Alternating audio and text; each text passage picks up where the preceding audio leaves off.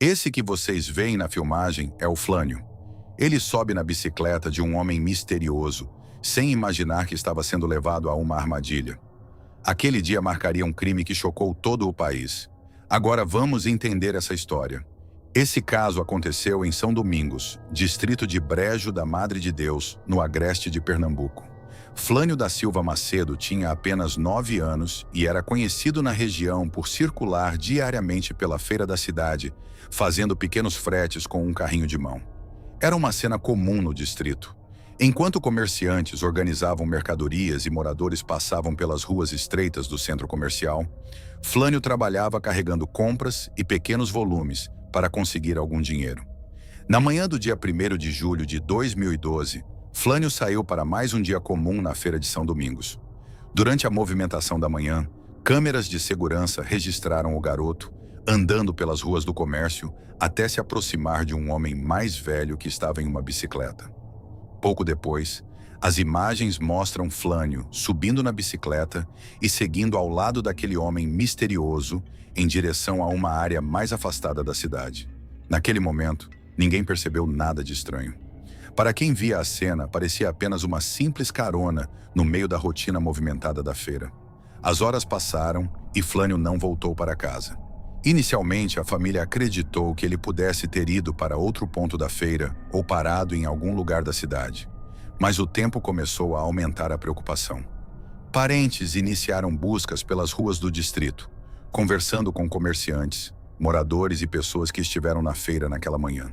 Rapidamente, o desaparecimento virou o principal assunto de São Domingos.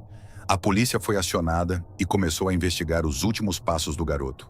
Durante as primeiras diligências, os investigadores recolheram imagens de câmeras de segurança da região. Foi nesse momento que perceberam um registro de Flânio ao lado do homem misterioso na bicicleta. As gravações passaram a circular entre policiais e moradores, aumentando ainda mais a tensão na cidade. Enquanto as buscas continuavam, moradores passaram a ajudar voluntariamente nas tentativas de encontrar o menino. Grupos percorriam terrenos abandonados, áreas de mata e estradas de terra próximas da cidade. O caso rapidamente ultrapassou São Domingos e começou a chamar atenção em cidades vizinhas. A cada dia sem respostas, o clima ficava mais pesado. O medo e a angústia tomavam conta da população. 9 dias depois do desaparecimento, um vaqueiro que passava por uma estrada conhecida como Caminho das Camarinhas percebeu algo estranho próximo a uma encruzilhada na zona rural. Ao se aproximar, encontrou um corpo e imediatamente acionou a polícia. Quando os agentes chegaram ao local, encontraram uma cena extremamente perturbadora. O corpo estava em avançado estado de decomposição, com mãos e pés amarrados. Flânio havia sido decapitado e a cabeça estava separada do corpo a poucos metros de distância. Segundo as investigações, os criminosos teriam realizado aquilo durante o ritual praticado no local. Próximo dali, também estava o carrinho de mão utilizado por Flânio no dia em que desapareceu. A confirmação de que se tratava do menino provocou uma onda imediata de choque em toda a região. Mas o que mais chamou a atenção dos investigadores foram os objetos encontrados espalhados ao redor do corpo. Recipientes de barro, garrafas de bebidas, velas, penas de aves, restos de animais e outros materiais estavam espalhados pela área. Aquilo levantou imediatamente a suspeita de que o crime pudesse estar ligado a algum tipo de ritual. A notícia começou a circular rapidamente e provocou revolta em São Domingos e cidades vizinhas. O caso passou a ganhar repercussão em todo o país. Programas de televisão começaram a falar sobre o desaparecimento e a descoberta do corpo de Flânio. Enquanto isso, moradores da região acompanhavam cada nova informação divulgada pela polícia. O medo começou a crescer ainda mais quando surgiram comentários de que o crime poderia ter sido cometido durante um ritual envolvendo práticas espirituais. As imagens das câmeras acabaram ajudando os investigadores a identificar o homem que apareceu ao lado de Flânio pouco antes do desaparecimento. Ele era Genival Rafael da Costa, conhecido na região como Pai Vé. Pouco tempo depois da descoberta do corpo, Genival e sua esposa, Maria Edileuza da Silva, decidiram se apresentar na delegacia, alegando medo da reação popular, já que moradores começavam a apontar os dois como suspeitos. Durante os depoimentos, Maria Edileuza revelou informações que mudaram completamente o rumo da investigação. Segundo ela, outras pessoas também teriam participado do crime. A partir dessas declarações, a polícia chegou aos nomes de Edinaldo Justo dos Santos, conhecido como Pai Naum, e Edilson da Costa Silva. Os suspeitos acabaram presos rapidamente. Conforme os interrogatórios avançavam, detalhes extremamente perturbadores começaram a surgir. A investigação apontava que Flânio teria sido atraído durante a feira e levado até uma área isolada da zona rural, onde os outros envolvidos aguardavam. Segundo os relatos apresentados à polícia, o grupo teria realizado um ritual no local. As informações divulgadas chocaram ainda mais a população pela brutalidade descrita nos depoimentos. De acordo com a investigação, os envolvidos teriam permanecido no local após o crime, consumindo bebidas alcoólicas enquanto realizavam cânticos. As informações divulgadas aumentaram ainda mais a revolta da população, principalmente depois que detalhes sobre os objetos encontrados na cena começaram a ser divulgados pela imprensa. A notícia tomou conta da cidade em poucas horas. Revoltados, moradores começaram a se reunir em frente à delegacia, onde os suspeitos estavam presos.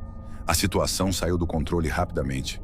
Pessoas tentaram invadir o local, pedras foram arremessadas contra viaturas e a polícia precisou reforçar a segurança para impedir que os presos fossem retirados à força pela população.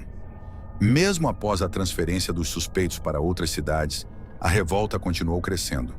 A casa onde Genival e Maria Edileuza moravam foi invadida e incendiada por moradores.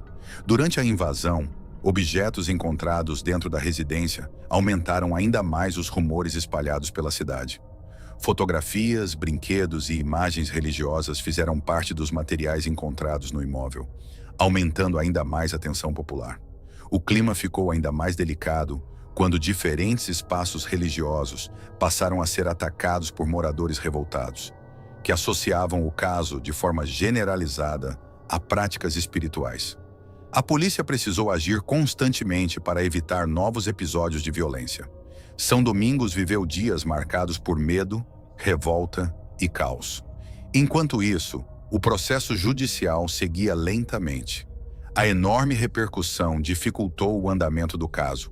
O nível de comoção popular era tão grande que a justiça decidiu transferir o Tribunal do Júri de Brejo da Madre de Deus para Recife, alegando riscos à segurança dos envolvidos e dificuldade para garantir um julgamento imparcial na região onde o crime aconteceu.